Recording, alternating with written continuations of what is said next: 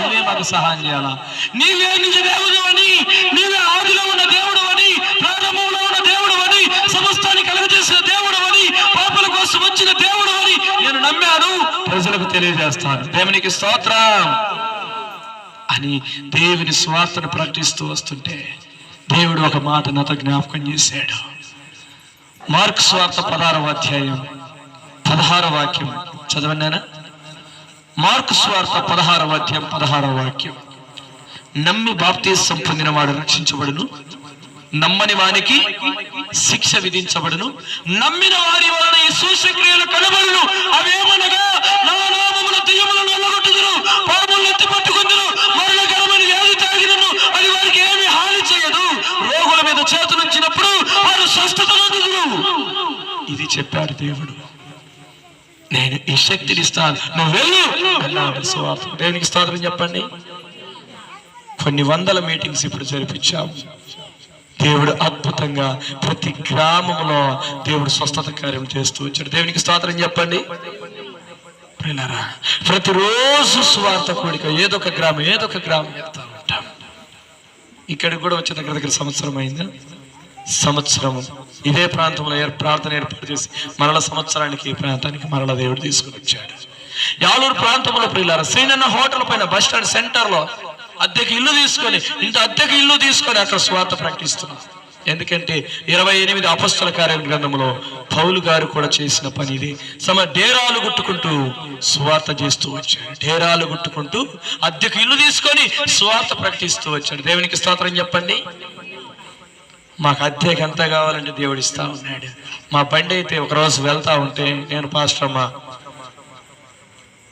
Chain టెక్ను పడిపోయింది. ఇంకా దొబ్బుకుంటూ వెళ్ళిపోయాను. ఇంకా రాత్రిపూట ఒకసారి అయితే పెట్రోల్ అయిపోయింది. ఇంకా కానీ ఒకరోజు బయలుదేరిపోతా వర్షం, విపరీతమైన వర్షం, జిడు కవర్లు కప్పుకొని వెళ్ళి సువార్త ప్రకటించి వచ్చిన రోజున దేవునికి స్తోత్రం చెప్పండి. మా ప్రయాస ప్రభునందు వ్యర్థము కాలేదు. ఎవరి మీద చేతుల నుంచి ప్రార్థన చేస్తే వాళ్ళు ఎట్టి రోగస్తులని దేవుడు బ్రతికిస్తా ఉన్నాడు, స్వస్థపరుస్తాడు. నాలో ఏమీ లేదు కానీ నా పక్షమున చేరిన దేవుడు స్వస్థత ఇచ్చే దేవుడు. దేవునికి స్తోత్రం. బ్రతికించే దేవుడు. డాక్టర్లు అన్నారు ఇప్పుడు బ్రతకదు, తీసుకెళ్ళండి అంటే ప్రార్థన చేశాం, దేవుడు బ్రతికించాడు.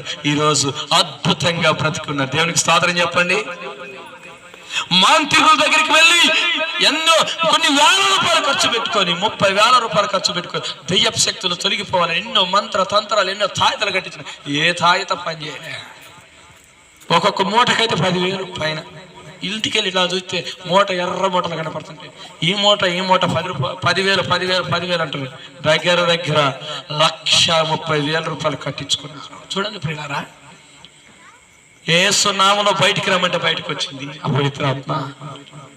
అందరూ చూసి ఏందన్నా మేము పోయిందనుకున్నాము,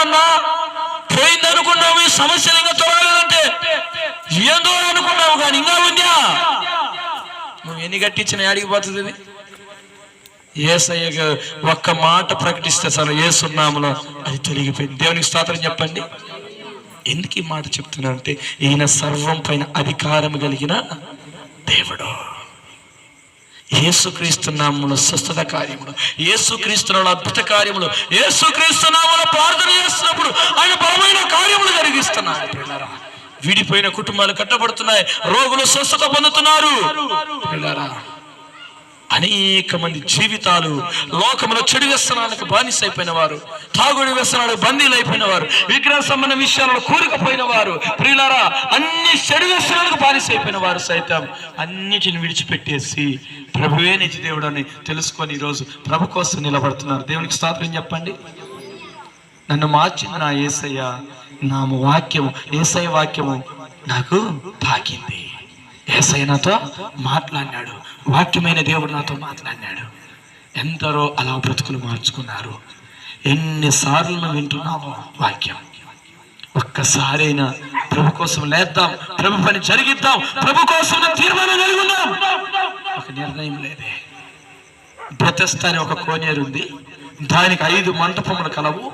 అయితే 38 సంవత్సరాలంట అక్కడ అతని వయసు. చూడండి పిల్లరా, ఎన్ని సంవత్సరాలు? 38 సంవత్సరం నుండి అదే స్థితిలో ఉన్నాడంట. తన వ్యాధి స్థితి 38 సంవత్సరాలు. అంటే తన వయసు ఎంత ఉండొచ్చు చూడండి.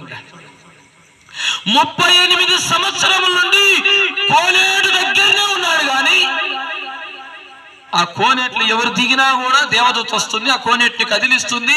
నీళ్లు కదిలించబడినప్పుడు ఎట్టి రోగస్తుడైన ఆ కోనేట్లో దిగితే మొదటి వ్యక్తి ఎవరు దిగినా బాగుపడుతున్నారు. అయితే ఇతను ఎన్ని సంవత్సరాలండి అక్కడ ఉండబట్టి? 38 సంవత్సరాలు. ఏ ఒక్కరోజు కూడా బాగుపడిన అనుభవాలు.